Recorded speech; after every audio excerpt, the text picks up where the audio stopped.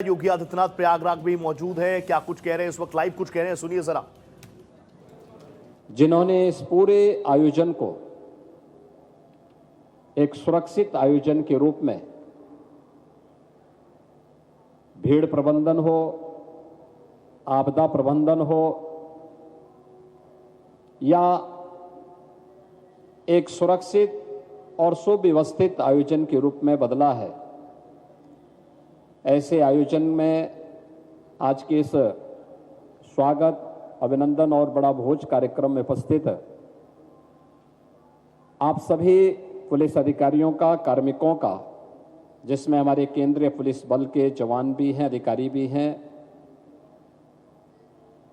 Uttar Pradesh PAC बल के भी जवान हैं, होमगार्ड और पीआरडी के जवान भी हैं।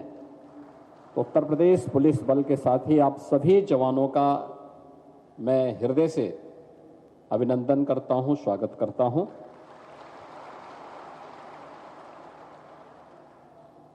ये आयोजन आदरणीय प्रधानमंत्री जी के विजनरी नेतृत्व में, उनके लीडरशिप में, उनके मार्गदर्शन में हम सफलता के एक नए प्रतिमान को छूते हुए आगे बढ़े हैं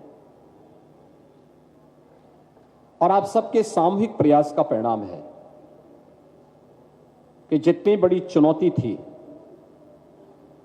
उतनी ऊंची चोटी पर आप लोगों ने इस आयोजन को पहुंचाया है।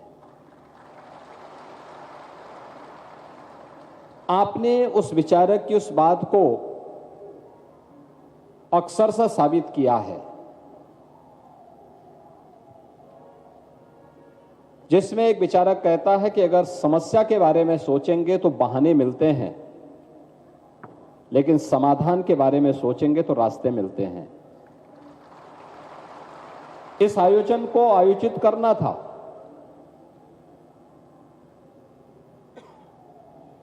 तो हमारे सामने भी दोनों रास्ते थे, एक समस्या का था और एक समाधान का था। अगर हम समस्या के बारे में सोचते तो सफलता की इस बड़ी ऊंचाई को प्राप्त नहीं कर पाते।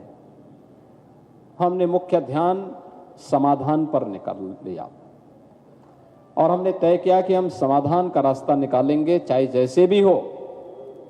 भारत के इस आध्यात्मिक और सांस्कृतिक आयोजन को दुनिया का सबसे बड़ा आयोजन बना करके और सुरक्षित आयोजन के रूप में बदल करके इसको वहां पहुंचाएंगे। और इसीलिए आदरणीय प्रधानमंत्री जी ने जो थीम दी थी, एक दिव्य कुंभ हो, भव्य कुंभ हो, डिजिटल कुंभ हो, आस्था और आर्थिकी का एक बेहतर समन्वय भी महाकुंभ ने दुनिया को दिया है। दुनिया में आस्था को आर्थिकी के साथ आज तक लोगों ने नहीं जोड़ा और कहीं ये होता भी नहीं है कि कोई सरकार कहीं किसी सिटी के डेवलपमेंट प्लान के साथ साथ आयोजन के अवसर पर 7,000 करोड़ खर्च करे और उससे उस प्रदेश की अर्थव्यवस्था में 3.5 लाख करोड़ की वृद्धि हो जाए।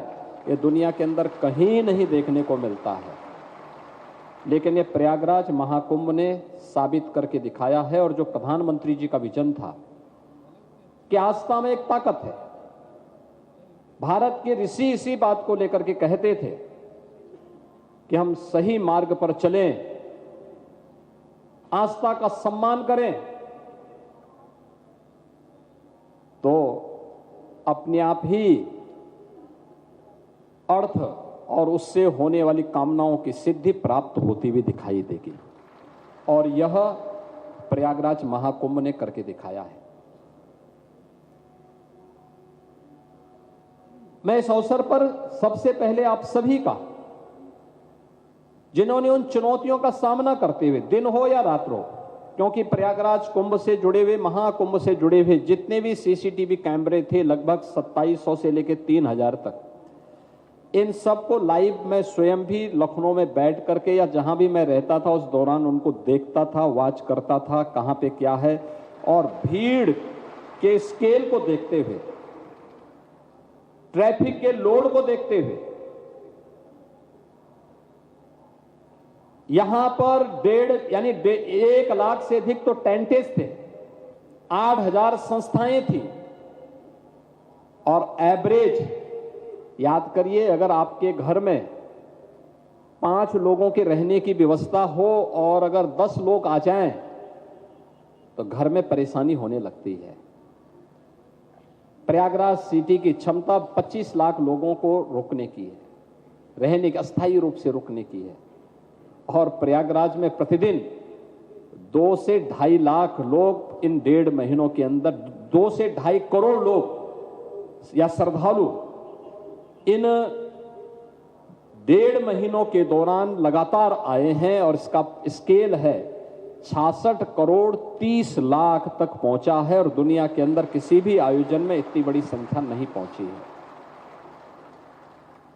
यानी इतने बड़े स्केल में पूज्य संतों की उपस्थिति, श्रद्धालु जनों की उपस्थिति और देश हो या दुनिया, कोई भी ऐसा महत्वपूर्ण महानुभाव देश का नहीं था जो प्रयागराज कुंभ में भागीदार न बना हो। महामहिम राष्ट्रपति जी की उपस्थिति थी,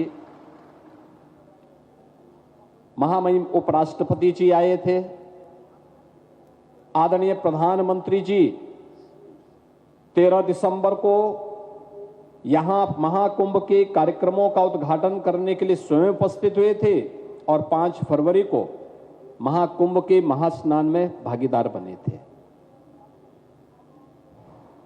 सभी केंद्रीय मंत्री, माननीय गृह मंत्री, माननीय रक्षा मंत्री, माननीय सड़क परिवहन मंत्री, माननीय रेल मंत्री, सभी केंद्रीय मंत्रियों की उपस्थिति, कमोबेश सभी राज्यों के माननीय राज्यपाल, उपराज्यपाल, माननीय मुख्यमंत्री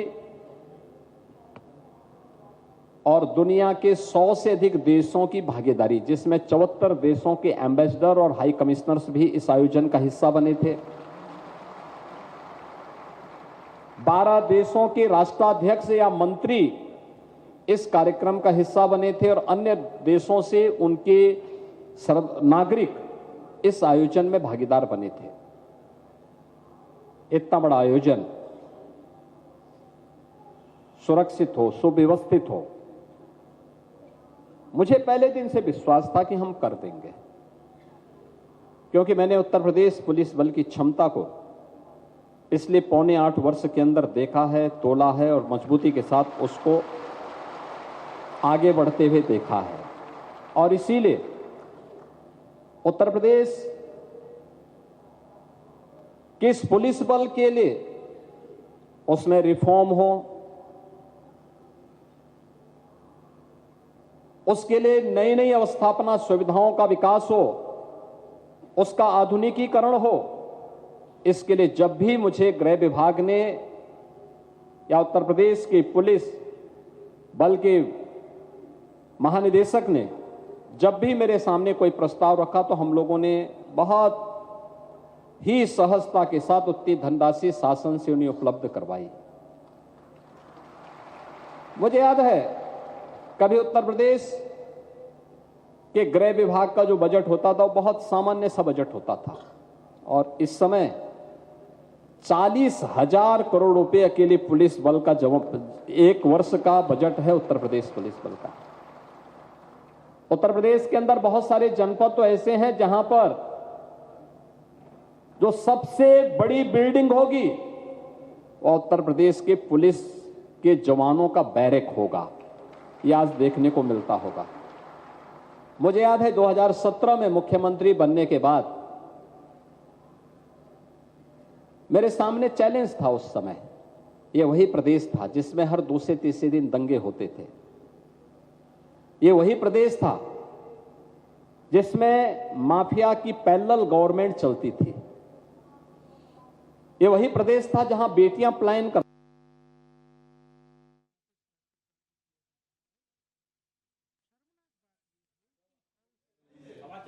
योगी आदित्यनाथ की ये तस्वीरें हैं, प्रयाग में मौजूद है। आप जानते हैं प्रयाग में आस्था का महापर्व और ऐसा नहीं है कि खत्म हो गया, लोग अभी भी पहुंच रहे हैं, बड़ी संख्या में लोग पहुंचे। मेला क्षेत्र में जो व्यवस्थाएं सरकार ने प्रशासनिक स्तर पर की, ग्राउंड फोर्स जो मौके पर मौजूद रही, चाहे वो कैसे दंगा मुक्त, माफिया मुक्त, एक सुरक्षित प्रदेश के रूप में कानून का राज जिसमें हो, क्योंकि सुशासन की पहली शर्त है कानून का राज, और उसके रूप अनुरूप कैसे हम प्रदेश को बनाएं, इस चैलेंज को स्वीकार करने के लिए मेरे मन में आया कि मैं थोड़ा देख तो लूं क्या है पुलिस कर्मियों की सुविधा। मैं अचानक एक दिन दोपहर में लखनऊ पुलिस लाइन में चला गया। पुलिस बिना किसी को बताए हुए पुलिस बैरक को मैंने देखा, 2 जवान लेटे हुए थे, छत एस्बेस्टस की थी और टूटी हुई थी, जिस चारपाई में लेटे हुए थे वह भी टूटी हुई थी। मैंने अचानक दरवाजा खोला तो जवान सोया हुआ था, अचानक उसकी आंखें खुली तो आंखें ऐसे ऐसे किया। मैंने कहा आप जो सोच रहे हैं मैं वही हूं, लेकिन मुझे बताइए कि आप यहां कैसे लेटे हुए हैं। उस जवान ने कहा कि मेरी ड्यूटी थी, ड्यूटी से मैं आया था अभी। मैंने कहा नहीं आप लेटिए, मैं आपको आपकी नींद को या आप आराम कर रहे थे, आपको डिस्टर्ब करने के लिए नहीं आया था, मैं केवल व्यवस्था देखने के लिए आया था। तो जैसे मैं वहां देख करके बाहर निकला तब तक प्रमुख सचिव गृह और डीजीपी भी वहां पहुंच गए। मैंने उनको पूछा, मैंने कभी क्या इसी में हमारे पुलिस कार्मिक रहते हैं? अरे आखिर वो भी तो किसी परिवार के सदस्य हैं, हमने उनके लिए सुविधा क्यों नहीं दी? और मैंने कहा आज ही शाम तक प्लान मेरे सामने आना चाहिए। और उसी दिन मैंने कहा था कि हर पुलिस लाइन में, हर थाने में, हर पुलिस चौकी में पुलिस की अवस्थापना सुविधाएं विकसित होनी चाहिए, उनके लिए सुविधाएं होनी चाहिए, बैरक बनने चाहिए, अच्छे क्वालिटी के बैरक बनने चाहिए। और आज मुझे बताते हुए प्रसन्नता है कि हर एक जनपद में ये सुविधा या तो हम पुलिस विभाग को हैंडओवर कर चुके हैं या बनने के अंतिम चरण में चल रहा है, और पैसे की कोई कमी इस मामले में नहीं है। याद करिए, उत्तर प्रदेश में 54 पीएससी की कंपनियां समाप्त कर दी थी। उत्तर प्रदेश पीएससी दंगाइयों का काल थी, लेकिन दंगाग्रस्त प्रदेश बनाने वालों ने 54 कंपनियां ही पुलिस पीएससी की समाप्त कर दी थी। हमने उसको बहाल कराया कि नहीं, ये फिर से बहाल होना चाहिए। आज पीएससी के साथ साथ हमने 6 वाहिनियां हमारी स्पेशल सिक्योरिटी फोर्स की भी गठित हो चुकी हैं। पीएससी की नई नई बटालियन गठित हो रही है, 3 महिला बटालियन भी गठित हो चुकी है। और अब तो जब हम लोग 2017 में आए थे, 1,56,000 पुलिस कार्मिकों की भर्ती पेंडिंग था, कोर्ट में था, कोर्ट ने स्टे दे रखा था। मैंने अधिकारियों को बुलाया, मैंने कहा स्टे काहे का है? तो मुझे बताया गया साहब कोर्ट का स्टे है। हमने कहा कुछ तो कारण होगा, पारदर्शी व्यवस्था अपनाइए और न्यायालय में शपथ पत्र दाखिल करके स्टे को वैकेट करवाइए। 1 सप्ताह के अंदर माननीय न्यायालय ने हमें अनुमति दे दी और हम लोग अब तक 1,56,000 पुलिस कार्मिकों की भर्ती करके उसको उत्तर प्रदेश पुलिस को सौंप चुके हैं। 60,200 पुलिस कार्मिक वर्तमान में हमारे भर्ती में फिजिकल और मेडिकल के चरण में चल रहे हैं। अगले महीने वे अपनी ट्रेनिंग के लिए जाएंगे। इसके उपरांत 30,000 और भर्ती हम लोग करने जा रहे हैं। आज हमारे पास एसडीआरएफ है और महाकुंभ प्रयागराज में तो उत्तर प्रदेश जल पुलिस ने भी और उत्तर प्रदेश फायर सर्विसेज ने भी अपने पूरे नए बेड़े के साथ इस महाकुंभ में अपनी भागीदारी सुनिश्चित की। क्विक रिस्पांस क्या होता है आपने देखा होगा, प्रयागराज में जब भी आग लगी कहीं किसी पंडाल में, किन्हीं कारणों से लगी, 10 मिनट के अंदर उसको कंट्रोल कर लिया गया। आपने देखा होगा जहां पे एक अस्थायी सिटी हो, कोई जनहानि नहीं हुई, डूबने से कोई मौत नहीं होती है, कोई दुर्घटना नहीं हुई। मौनी अमावस्या के दिन एक दुर्भाग्यपूर्ण घटना अचानक घटित होती है और 15 से 20 मिनट के अंदर हर घायल को पुलिस के द्वारा एसडीआरएफ के साथ मिलकर के, एनडीआरएफ के साथ मिलकर के जो ग्रीन कॉरिडोर बनाया गया, सभी घायल, गंभीर रूप से घायल लोगों को हॉस्पिटल या मेडिकल कॉलेज पहुंचाने की कार्रवाई को संपन्न किया जा चुका था। क्राउड मैनेजमेंट कैसे होना है, और ये तब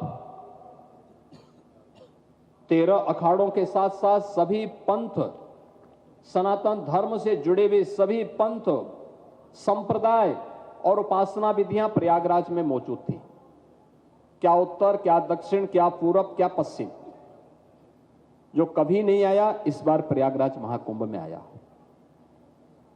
और उन लोगों ने इस आयोजन में भागीदार बने। उनकी शोभा यात्राएं थी, 6 स्नान थे जिनमें 3 अमृत स्नान थे, मकर संक्रांति, मौनी अमावस्या और बसंत पंचमी। शेष पौष पूर्णिमा, माघ पूर्णिमा और महाशिवरात्रि ये महास्नान थे, जिनमें अखाड़ों की उपस्थिति नहीं थी, लेकिन अन्य साधु संत इसमें भागीदार बने थे।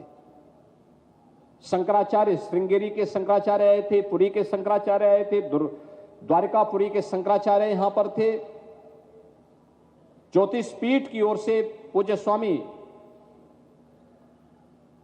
जी यहां पर प्रयागराज से, उन्होंने इस कार्यक्रम में भागीदार बनकर के इस आयोजन को और प्रभावी ढंग से आगे बढ़ाने का कार्य किया था। कांचीपुरम के पूज्य शंकराचार्य जी इस कार्यक्रम में भागीदार बने थे। अन्य सभी पंथ संप्रदायों से जुड़े हुए और पहली बार पूर्वोत्तर के साथ साथ बौद्ध धर्म गुरुओं की उपस्थिति, भिक्षुओं की उपस्थिति भी इस आयोजन को आगे बढ़ा रही थी। बड़े बड़े आयोजन हुए थे। मुझे ऐसे 2 आयोजनों में जहां बड़े बड़े कथा मंडप बने हुए थे, उन दोनों में भागीदार बनने का अवसर मिला था। और दोनों आयोजनों में मैं देख रहा था 2 से 2.5 लाख श्रद्धालु बैठे हुए थे और वे आराम से कथा के बाद, वहां का प्रवचन के बाद उनकी यात्रा निकलती है, वे संगम में जाकर के स्नान करके फिर वापस भी चले जाते हैं। कहीं कोई घटना नहीं घटित हुई। ट्रैफिक का मैनेजमेंट किस रूप में था, और हमारे सीनियर अधिकारी स्वयं फील्ड में उतरे थे। ये चीजें क्या दिखाती हैं कि जब लीडरशिप सामने हो और स्वयं लीड कर रहा हो तो फिर कोई चुनौती नहीं रह पाती है, तब चुनौती नहीं रह पाती है। और यही कार्य इस आयोजन पर, इस अवसर पर किया था। और यही कारण है कि जो भी प्रयागराज एक तो जो महाकुंभ में भागीदार बना होगा, वही महाकुंभ के स्केल के बारे में, इसकी स्किल के बारे में वही बता पाएगा। किसी कोने पे बैठ करके टिप्पणी कर देना अलग विषय है, किसी विद्वेष भावना के साथ टिप्पणी कर देना अलग विषय है, लेकिन ईमानदारी के साथ जिसने महाकुंभ के आयोजन को देखा है और इसमें भागीदार बना है, महाकुंभ के बारे में वही बोल सकता है और सही उसका आंकलन वही कर भी पाएगा। और जो भी आया उसने 2 बातों की चर्चा जरूर की। 2 बातों की चर्चा उसने जरूर की। एक, उसके मुंह से निकला था सफाई कर्मियों के द्वारा स्वच्छता के कार्यक्रम के साथ जुड़ना। दिन हो या रात, सुबह हो या शाम, महिला हो या पुरुष, वे सभी स्वच्छता के अपने कार्यक्रम के साथ पूरी तन्मयता के साथ जुड़ करके अपने घर का आयोजन मान करके इस आयोजन को संपन्न कर रहे थे। और दूसरा, जो भी आया उसने सुरक्षा के साथ साथ पुलिस के व्यवहार की चर्चा जरूर की।